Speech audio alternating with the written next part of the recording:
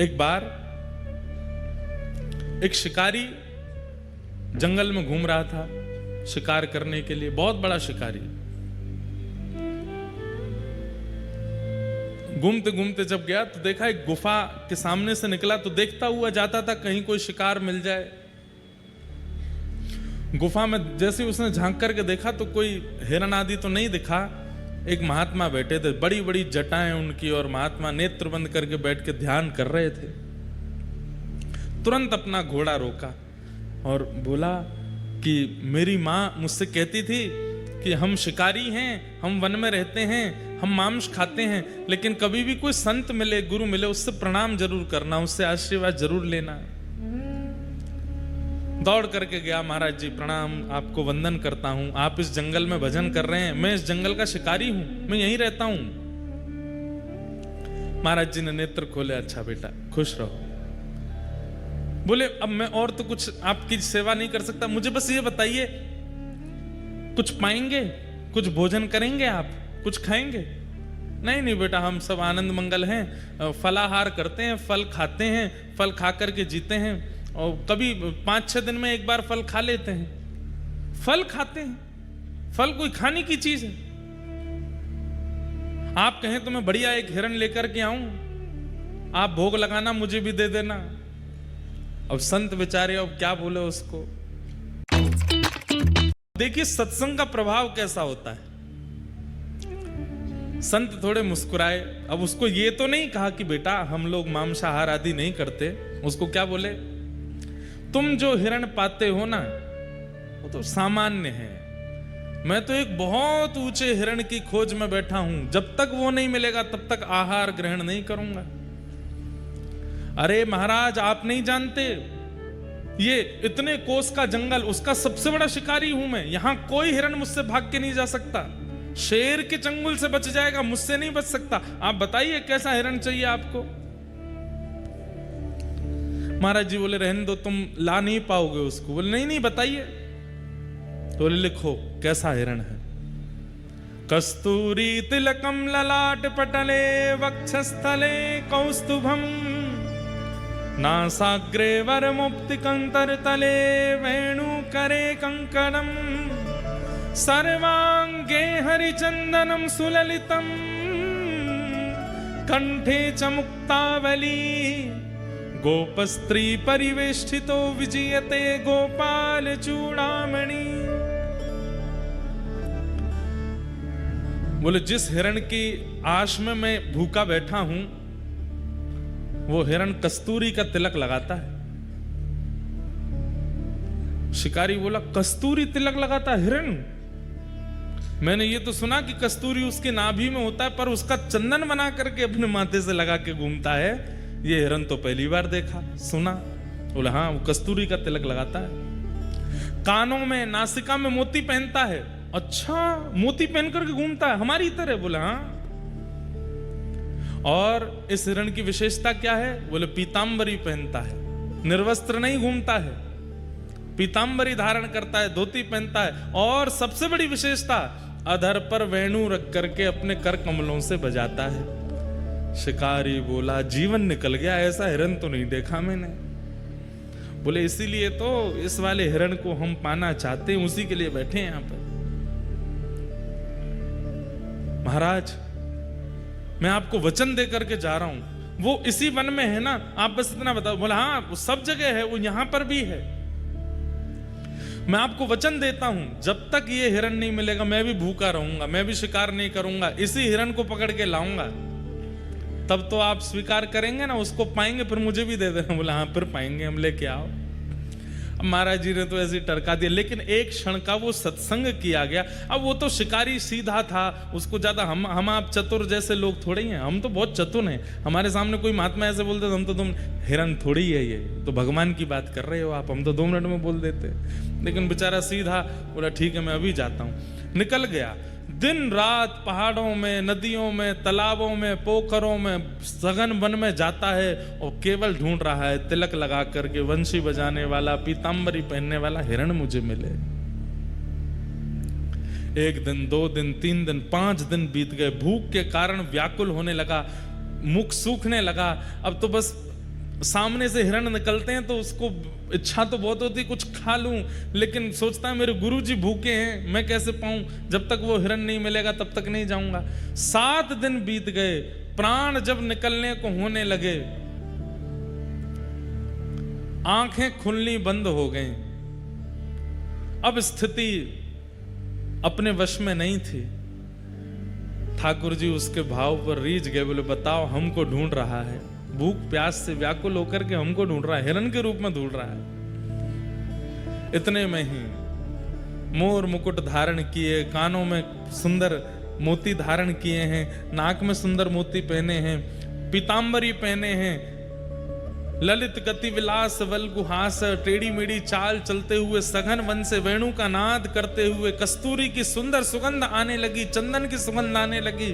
तभी देखता है कि सामने से नीलांबर ठाकुर जी पीतांबरी पहन करके वेणुनाद करते हुए, मोर पिच्छ का मुकुट धारण करते हुए उसके सामने अधरों पर वेणु धारण करके मधुर स्वर से वेणु बजाते हुए आ रहे हैं।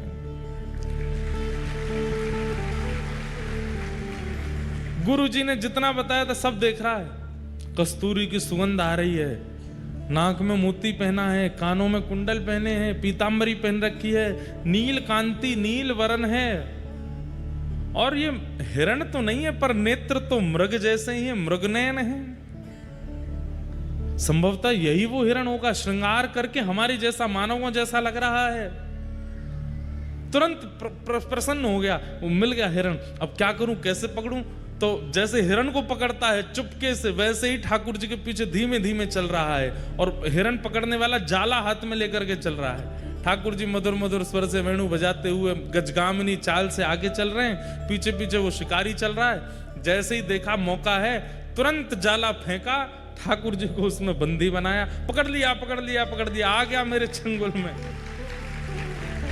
ठाकुर जी को पकड़ करके जाला बांध करके और उठा करके अपने कंधे पर टांगा, घोड़े पर बैठ करके ले गया गुरुजी के पास। सप्ताह बाद गुरुजी बाहर से चिल्लाने लगा गुफा के भीतर से। संत बोले फिर से आ गया, अरे जल्दी बाहर आइए, बहुत मचलता हुआ हिरण है ये, बड़ी मुश्किल से पकड़ करके लाया हूं, 1 सप्ताह लग गया गुरुजी, पेट में चूहे दौड़ रहे हैं, जल्दी बाहर आओ। संत बोले पता नहीं किसको पकड़ लाया होगा, देखता हूं। बाहर जाकर के देखा तो मुरली मनोहर श्याम सुंदर कंधा पे बैठे हैं उसके, जाले में बंद होकर के, बिल्कुल ऐसे हो गए। जैसे ही ठाकुर जी को देखा, गुरुजी तो वहीं मूर्छित हो गए। शिकारी दौड़ करके गया, बोले गुरुजी होश में आओ, पानी वानी डाला। जैसे तैसे होश में आए। शिकारी बोले गुरुजी आप ठीक हो?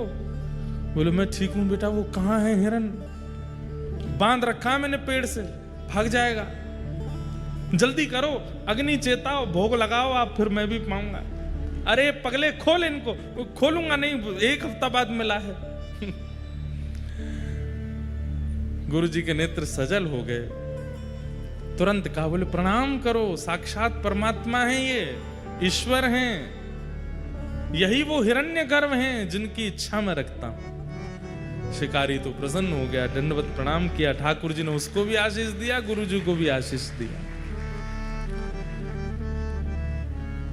सत्संग त्याग करवाता है। भक्ति ज्ञान वैराग्य और त्याग, भागवत। भक्ति के लिए विश्वास का पात्र, ज्ञान के लिए जिज्ञासा का पात्र, वैराग्य के लिए अनुभव का पात्र, और त्याग के लिए सत्संग का पात्र। ये 4 पात्र आपके चित्त में होंगे तभी भागवत विराजमान हो सकती है, नहीं तो संभव नहीं। तो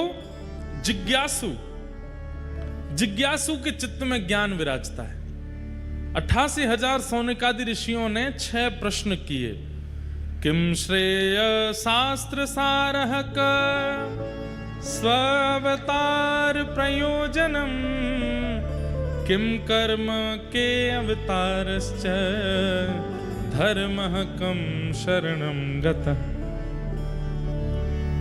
सबसे पहला प्रश्न, भगवान के अवतार का श्रेय किसको जाता है? राक्षसों के लिए आते हैं कि भक्तों के लिए आते हैं? रावण आदि राक्षसों को मारने के लिए आए कि सबरी आदि भक्तों पर कृपा करने के लिए आए?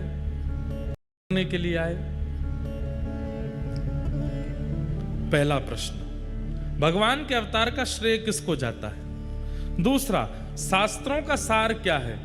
हमारे हिंदू वैदिक सनातन धर्म में इतने सारे शास्त्र हैं, पर इन शास्त्रों का सार क्या है? इनकी मूल बात क्या है? तीसरा प्रश्न, स्व अवतार प्रयोजनम, भगवान के अवतार का प्रयोजन क्या है? कभी मानव बन के आते हैं, कभी जानवर बन के आ जाते हैं, कभी नृसिंह बन के आते हैं, प्रयोजन क्या है? किम कर्म, भगवान के कर्म क्या है? भगवान क्या करते हैं? अवतार लेकर के कहते हैं कि ठाकुर जी कर्म नहीं करते, ठाकुर जी सोचते हैं, ठाकुर जी चिंतन करते हैं, और जो चिंतन करते हैं वो होता चला जाता है। ठाकुर जी ने चिंतन किया कि प्रलय होना चाहिए, उनके सोचते ही प्रलय हो जाएगा। ठाकुर जी अपनी भ्रगुटी टेढ़ी करते हैं तो बादल आकाश में छा जाते हैं, ठाकुर जी प्रसन्न हो जाते हैं तो धूप निकल आती है। ठाकुर जी के चिंतन से सब कुछ होता है, तो जिनके चिंतन से सारी क्रिया क्रियान्वित हो जाती है, उनको कर्म बंधन कैसे हो सकता है? तो वो कर्म क्या करते हैं आकर के? किम कर्म के अवतारश्च, भगवान के अवतार कितने हैं?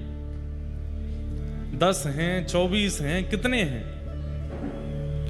और फिर अंतिम प्रश्न किया, भगवान धर्म की स्थापना करके वापस चले गए अपने धाम को, तो जिस धर्म को ठाकुर जी स्थापित करके गए, भगवान के जाने के बाद उस धर्म का क्या हुआ? वो किसके पास गया? ये 6 प्रश्न हैं, और इन्हीं 6 प्रश्नों में अब कथा चलेगी। सौनकादि ऋषियों ने पहला प्रश्न किया कि भगवान के अवतार का श्रेय किसको जाता है? सीधा उत्तर है, राक्षसों को मारने के लिए ठाकुर जी नहीं आते हैं। वाल्मीकि रामायण में एक प्रसंग में ठाकुर जी कहते हैं, अगर मैं चाह लूं तो रावण का जन्म ही नहीं होगा, अगर मैं चाह लूं तो वैकुंठ में बैठे बैठे रावण का वध कर सकता हूं, लेकिन वैकुंठ में बैठे बैठे सबरी की हृदय की इच्छा पूरी नहीं हो सकती। उसके लिए तो मुझे आना पड़ेगा, उसके लिए तो मुझे प्रकट होना पड़ेगा। राक्षसों का वध वैकुंठ से हो सकता है, लेकिन भक्तों की मनवांछित इच्छा वो वैकुंठ से पूरी नहीं होगी, इसलिए भक्तों के लिए ठाकुर जी आते हैं। पहले प्रश्न का उत्तर, भक्तों के लिए ठाकुर जी आते हैं। वास्तव में तो बंधुओं, अब पुकारने वाला नहीं है, अब बुलाने वाले बचे नहीं है, इसलिए ठाकुर जी आ नहीं रहे। नहीं तो आज भी ठाकुर जी प्रकट हो सकते हैं। उस भावना से, उस इच्छा से। सबसे बड़ी बात है कि भक्त के चित्त में सबसे श्रेष्ठ स्वभाव क्या हो जिससे ठाकुर जी आवे? भोलापन। हम लोग भोले नहीं हैं, हम लोग सरल नहीं हैं, सहज नहीं हैं, इसलिए ठाकुर जी आते नहीं हैं।